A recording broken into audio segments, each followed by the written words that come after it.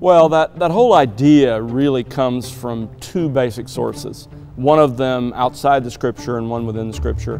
Let's deal with the one outside the Scripture first, and that is the Apostles' Creed. There is a line in the Apostles' Creed that says he descended into hell. And there's this idea that must mean that in the time between his death on Friday and the resurrection on Sunday, that Jesus went to hell.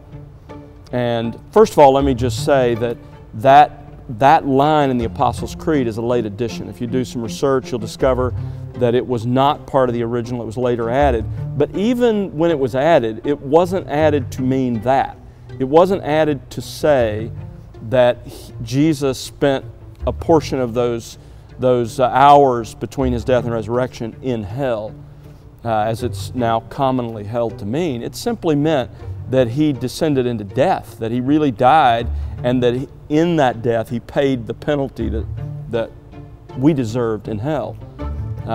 The other source of this idea comes from 1 Peter chapter 3, I think it's verse 19, where it talks about he went and preached to the spirits now in prison. Well, there are a number of ways to interpret that passage. I think the simplest and the most obvious is that in the days of Noah, Jesus went and preached through Noah to those who were alive in Noah's day, and they are now in hell. If you read that passage carefully, there's no reason to assume anything other than that. It doesn't have to imply, as some make it imply, that Jesus went to hell, either then or now, to preach to somebody in hell. All that text says, when you look at it in its totality, in fact, let me just point it out, because I want you to be clear on this.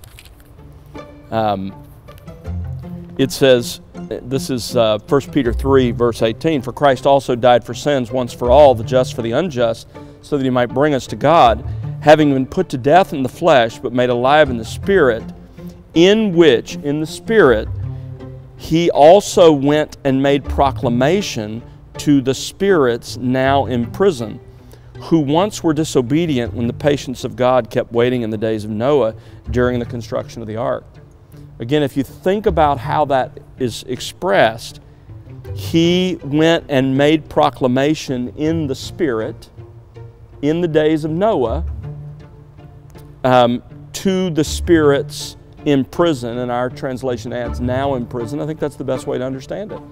So Jesus was preaching through Noah. He was preaching the truth through Noah to those alive in Noah's day, and those who rejected that message. Of course, only 8 were saved, Noah and his family.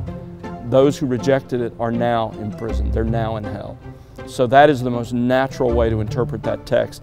Those are really the only two places where that idea is even possibly explained in any degree that it should be accepted. So I think you have to look at it and say, there really is no foundation, no basis for the concept that Jesus went to hell at any time, including the time between his death and resurrection.